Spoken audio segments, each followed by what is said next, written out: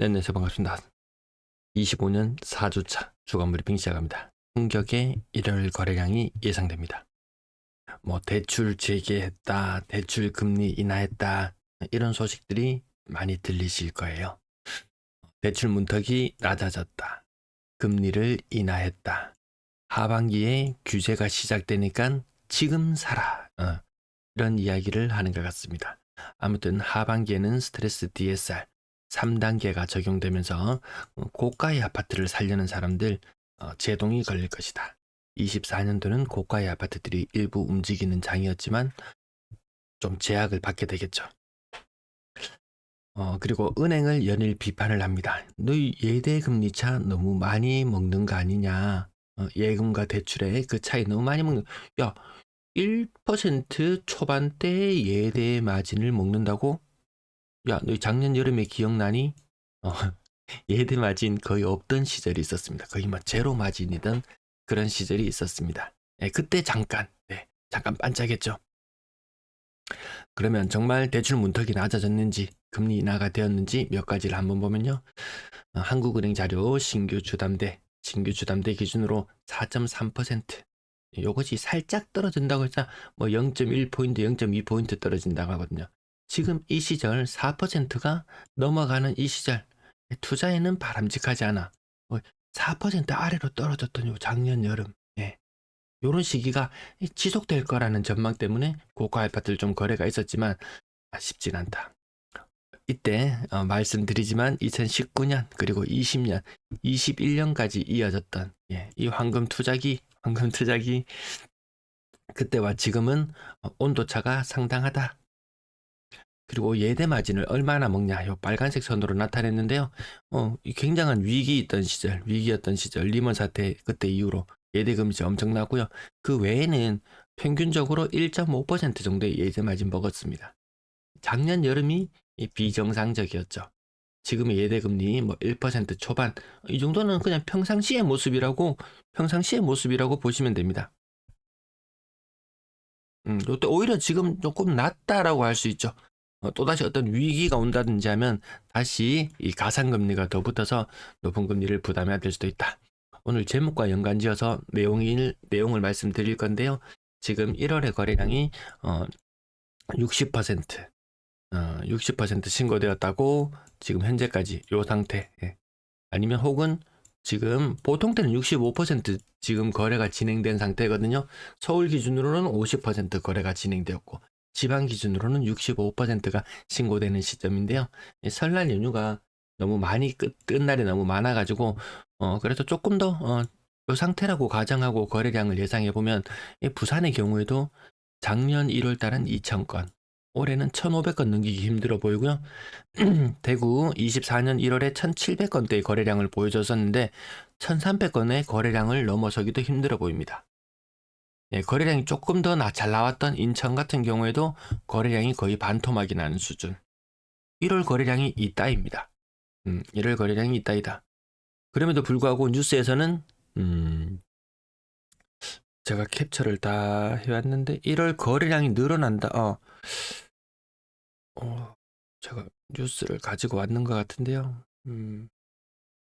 그 뉴스를 제가 캡처를 해오다가 말았네요.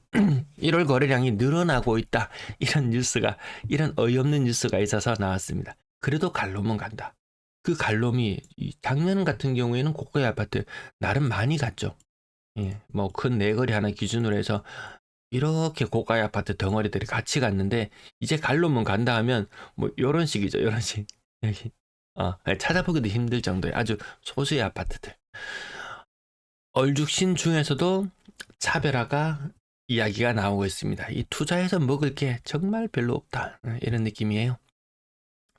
쿠팡이나 알리 구매 많이 하시는 걸로 알고 계시는데 쿠팡 가입자가 3천만 명이 넘는 걸로 알고 계시는데 시청자들 중에서 조금 더 이용해 주시면 감사하겠습니다.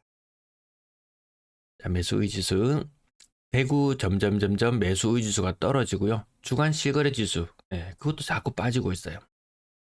부산도 별 변화 없고 인천은 오히려 대구도 안 좋아지고 인천 안 좋아지고 광주 번쩍번쩍하지만 분양 많이 해야 되거든요. 광주는 아니다. 대전 분위기 안 좋아지고 있다. 근래 들어서 임대 물량이 급격하게 늘고 있다. 울산 좋은 시절 서울 인천과 함께 향유했었고 지금은 아닌 것 같다. 서울이 반짝 반등하는 모양새로 나오지만 서울 좋다고 이야기하는 사람 없어요. 과반수 이상이 떨어지고 있는 그런 상태입니다. 서울이 살짝 반등, 이거 다시 올라갈 걸로 보이시나요? 네, 40 이하로 떨어지면은 제가 요 빙하기라고 말씀드렸죠. 40 이하 빙하기.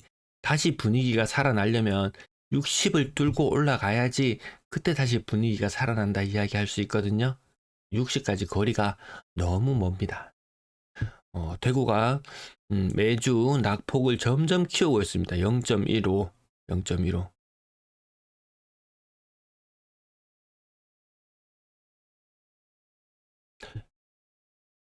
전세 지수 또한 낙폭을 계속해서 키워나가고 있는 상태. 올해 대구의 전세는 굉장히 큰 변화와 실현을 앞두고 있습니다. 23년 입주 물량이 무진장 많았었습니다. 그것이 25년에 일단 갱신되는 시점. 낙폭을 계속 키워간다. 주간 신고가 비율 광주같이 이렇게 LH 매입했거나 특수한 경우에 한번 삐쭉 올라가는 경우를 제외하고는 신고가가 나온다. 이 말은 아까 여기에서 말씀드렸다시피 있긴 있어요. 있긴 있습니다. 갈로면 간다. 이게 아주 너무 소수라는 거죠. 그것도 완전히 신축에만 국한되어 있죠. 주간 거래량 저는 부산같이 이 정도는 살아날 줄 알았어요. 근데 대구의 주간 거래량은 형편없었어요. 왜? 지금 12월에 막바지 거래량들이 1월 말까지 신고를 해야 되는데 이제 다 빨간 날이라서 신고할 날이 없습니다. 그래서 이때 많이 신고가 몰릴 줄 알았는데 생각보다 신고가 몰리지 않았다. 거래량이 생각보다 터지지 않았다. 이번 주 내용은 대출 재개. 네, 이번 주 25년 4주차는 대출 재개. 하지만 뉴스에서는 거래량이 반등한다고 했는데 거래량 반등이 보이지 않는다. 거래량 반등이 보이지 않는다. 이때 거래량이 살짝 반등해 보이는 것은 제가 당황하지 말라고 말씀드렸죠. 네, 2주차에 걸쳐서 신고되어야 될 물량들이 한 주 만에 신고되는 상황 때문에 그렇다고 이해하시면 되겠습니다. 매매 거래량 예상치 점점 작년 10월 그리고 거래량이 좀 죽으려고 하다가 살아났던 것이 작년 여름 은행들이 예대 마진을 포기하는 상태로 가면서 거래량이 이때 여름이 사실 조금 뜨거웠죠. 하지만 이것이 지속성이 있느냐를 놓고 봤을 때 지속성이 없는 거죠. 그래서 뭐 투자나 이렇게 2달, 3달 보고 투자 들어가는 사람 없잖아요. 그래서 그때 이후로 거래량이 계속해서 꺾여 내려가고 있다. 부산, 대구, 인천이 뜨거울 때는 뜨겁고 온탕과 냉탕을 가장 오가는 것이 인천이 아닌가 싶습니다. 전세 거래량도 근래 많이 줄어들었다고 이런 말씀을 드렸었는데요. 11월 달, 12월 달 그때 전세 거래가 다른 지역들도 보시면 생각보다 많이 줄어들었습니다. 요거 또 내년 학기를 앞두고 뭐 이사를 가야 된다든지 뭐 이런 경우들도 생길 수 있는데 거래가 이상하게 전국적으로 다 줄었는데 알고 보니까 대출, 유주택자 전세자금 대출 불가라든지 대출을 증액하는 것이 어려워지는 그런 상황. 그 다시 풀리고 나니까 1월 거래량은 다시 조금 살아나려나? 네. 다시 유주택자에 대한 대출은 풀린다고 합니다. 그럼에도 불구하고 대구의 거래량은 형편없다. 이동도 많이 없고 이삿짐차 이런 것도 진짜 많이 못 본 것 같아요. 뭐 인테리어 공사한다고 뚝딱거리는 것도 소리 들어본 지도 오래된 것 같아요.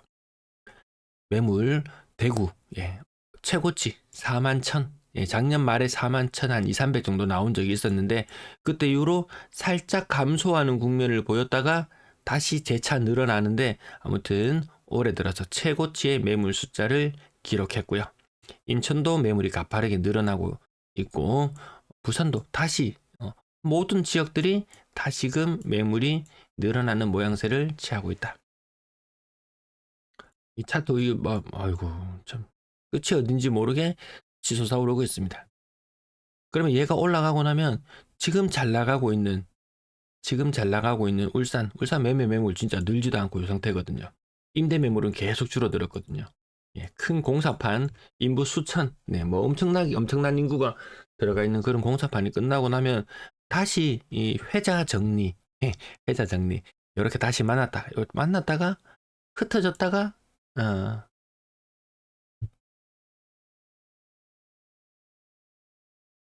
거자 필반, 예. 또 다시 뭐 만나겠죠. 뭐 분위기가 전국적으로 같이 갈 수밖에 없다. 매물 인구 1000만으로 대비했을 때 대구 3등입니다. 매물이 너무 많아서 대구는 이 매물만 해소되면 갈 거야. 근데 많은 축에도 못 든다고 제가 말씀을 드립니다. 중간 정도 수준밖에 안 된다. 대구가 여기 파묻혀서 보이지도 않습니다. 부산 1등, 대전 2등. 그래서 대전이 매물이 엄청나게 많다. 생각보다.